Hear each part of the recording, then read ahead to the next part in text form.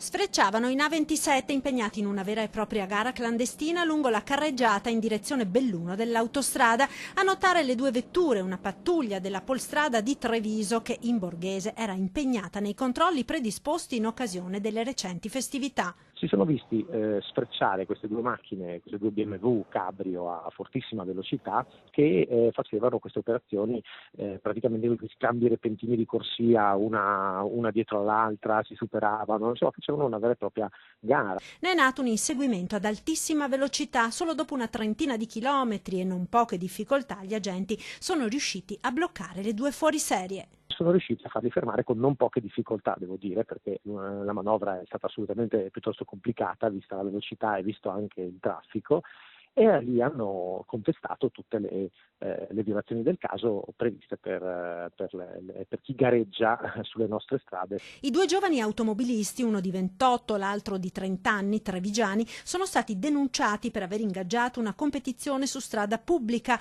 punito con la reclusione da 6 mesi ad 1 anno e la multa da 5.000 a 20.000 euro, nonché la sospensione della patente da 1 a 3 anni. Le due auto sono state confiscate.